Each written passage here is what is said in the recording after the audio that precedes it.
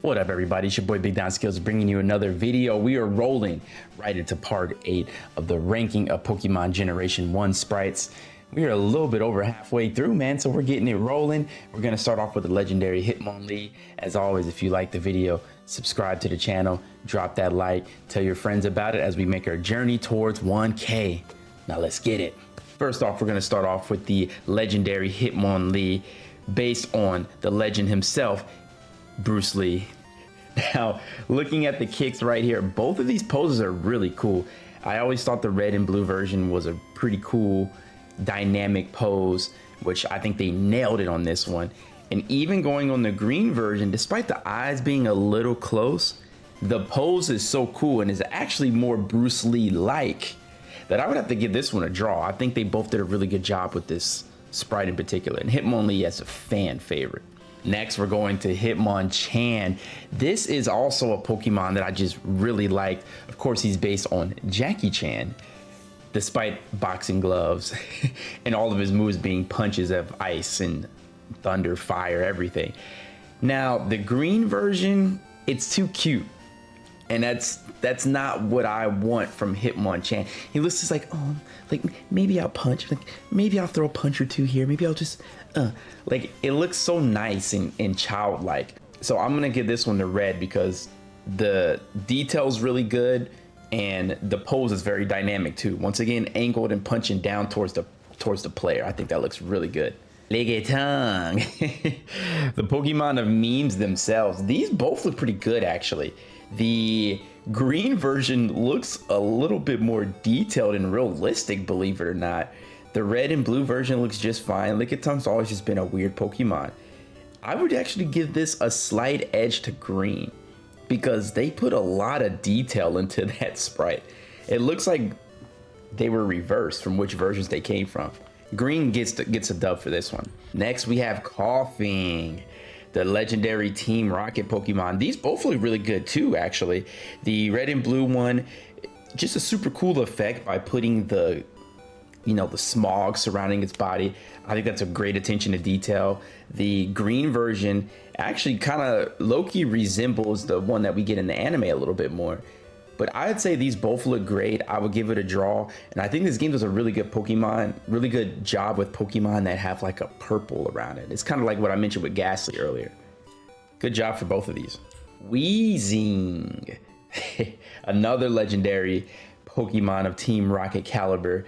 Now, these both kind of have the same thing going for it, where the red and blue version, they looked more fused. The green version, you can see a little bit more distinction between the two, but I think these both look great. I think they represent Weezing. Easily give this one a draw. Good job on this sprite as well. Rhyhorn, one of the coolest Pokemon that unfortunately you get too late in the game. And its evolution requirement being so high, it's always made it a very hard Pokemon to use. Not to mention, I don't think it gets any like rock moves. I don't think it gets any moves of its own typing or something. It's a very weird Pokemon for something that had such a cool design. And if I remember right, it shared even the same voice cry as like Charizard or something like that, if you listen to him closely. Now, this design, they're pretty much the same thing. Red and blue's like he's running forward. The green version, he's a little bit more poised. I think this is a really nice looking sprite. There's a lot of detail. It's just a really cool Pokemon. It's just unfortunate that it pops up so late in the game. But great design. I'd give this one a draw for sure. Rhydon. Same exact issue as I said with Rhyhorn. Very cool Pokemon, but you get it so late, and all the effort it takes to evolve it makes it a hard choice to make. Now, the green version is a little bit more like pudgy and cute. I think the red and blue one wins this one because it looks more realistic and like dinosaur-like. But I don't think the green version is bad. It's just red and blue definitely took the crown on this one. Oh man, Chansey. Always thought it looked really weird in red and blue. And I think it's because of the way the hand is close to the mouth and it just looks like I don't know, like it's got a double chin or something. I don't know about this one. I've always been torn between this one. I'm gonna give this one a draw, but I don't think they did a very good job of Chansey. I don't really like the design too much on this one. Tangela. Now, this is another Pokemon that kind of finds itself in a weird situation. If I remember correctly, you get him fairly late in the game, and by then you've ran across Oddish, Bellsprout. You may have already had Venusaur in your party, and it's just a very weird one where it didn't have its evolution that it got in Gen 4, right?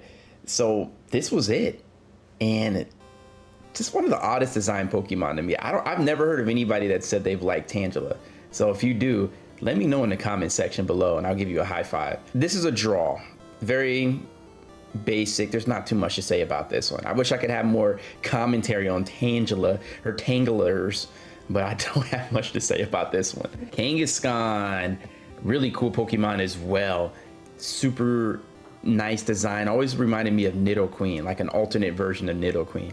I like both of these actually. I like how the green version has the baby yelling as opposed to Kangaskhan yelling. And then in the red and blue version, you have Kangaskhan yelling as opposed to the baby yelling. But I think these are really cool dynamic poses. A little bit more cutesy on the green side, but I would give this one a draw. I like both of these designs. Kangaskhan's a really cool Pokemon too. Horsey. Yeah, I remember that Horsey when I used to play Pokemon Blue. It's just such a basic Pokemon too that it can be really hard to mess up. But as you've seen in the green version, they didn't do a good job of it. It doesn't look very good. The red and blue is passable, but it doesn't do anything special for the Pokemon. I'm gonna give this one the red and blue for sure. I just like its pose a little bit better and the details a little bit more there. Seadra. Man, I've always liked this design too. I think the Horsey Seadra line suffered once again for being a water Pokemon with a lot of other competition, whether you had Cloyster, Seeking, Blastoise, whatever you call by that, Gyarados, Magikarp, like Seadra was unfortunately a Pokemon that just kind of found itself in the middle of everything. Really cool design, and I think the Kingdra evolution is like one of the best evolutions that they added to a non-third stage Pokemon. I like the red and blue for the posing. The green version, it seems like it's a beta. It looks like a beta sprite, right? Like they still hadn't figured out what they were going for yet. I'm gonna give this one the red version. Like I said, very dynamic. I like what they did with this. Goldeen. I don't know what it was about Goldeen. I just always found, when I was a kid, I just found the design to be so like douchey on this game. I know that's a weird thing to say, but like Goldeen literally gives that aura of like, yo, don't mess with me, man. This is whack. Like, don't mess with me, okay? Like Goldeen is a queen, right? And I think that's obviously what they're going for. But Deslick is the queen attitude, queen bee. Okay, here's where my bias comes in. I'm gonna go with red and blue because it's more iconic and nostalgic for me. The green version is probably a better design, but solely off of what I just told you, I'm gonna go with the red and blue because the personality that comes from the sprite is really what stands out to me for Goldeen. And I don't think I've ever used this Pokemon in a playthrough. Let me know if you have down in the comments. Oh man, Seeking, yuck. Seeking is one of the grossest Pokemon. It feels weird that it's even in Pokemon because looking at these designs, the sprites themselves look great. It's just that Seeking's design is so creepy that somebody who may not know any better would look at this and think it looks bad. But no, these are great.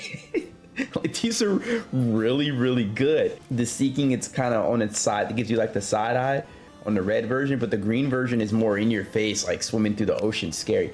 I would give this one a draw, and I think sprite design wise, these are some of the better looking ones that I've seen, despite me not liking the Pokemon. Shout out to Seeking. All right, we are at Staryu. Oh man, I remember how you talk about Pokemon that's grown on me. Staryu is the definition of a Pokemon that's grown on me over time. I didn't really think much of them at first, and then when I did my playthrough of, I think Pokemon Emerald, believe it or not, this was like one of my main Pokemon. With it learning Thunderbolt, Ice Beam, Surf, and I think Psychic, I think is what I used to run with it. This thing is a powerhouse. It's fast, it's got strong attack. And I think this design-wise, this is the same exact sprite, pretty much. This is barely any different. Red and blue, a little bit more angled towards the player. Green, sending forward. This is a very nicely designed sprite, especially for how simple Staryu is. So I would give this one a draw. Great looking Pokemon. Last but not least, Starmie. Same exact story I just gave you with Staryu, except for it's on Starmie now. So as a kid, fun story. When I never believed in using legendaries as a kid. And when it came to Starmie, back when they had the Cinnabar Island glitch, you could capture these over level 100, right?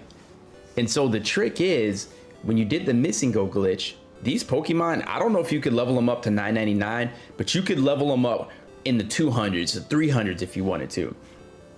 And so my neighbor, when we used to do link cable battles, he would use legendary Pokemon, which I refused to use as a kid. I thought it was so lame to use Pikachu, Moltres, Zapdos, Articuno,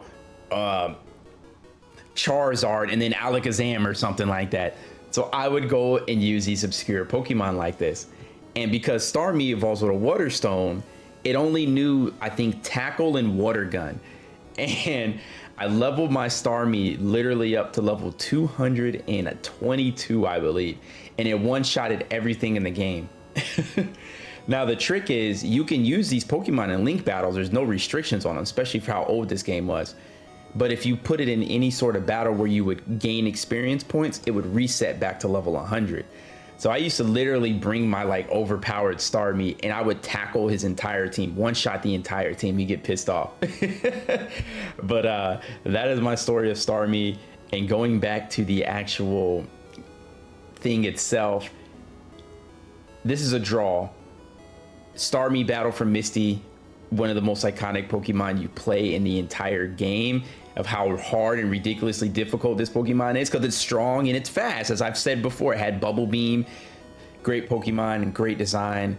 Draw for this one. They both look great. But all right, everybody, that is the end of the video. I hope you all enjoyed. It was super fun making this. Once again, like and subscribe to the channel if you haven't already. We're gonna keep going with this series. I hope you all enjoyed it, and I hope to see you all soon. See you on the next one. Deuces.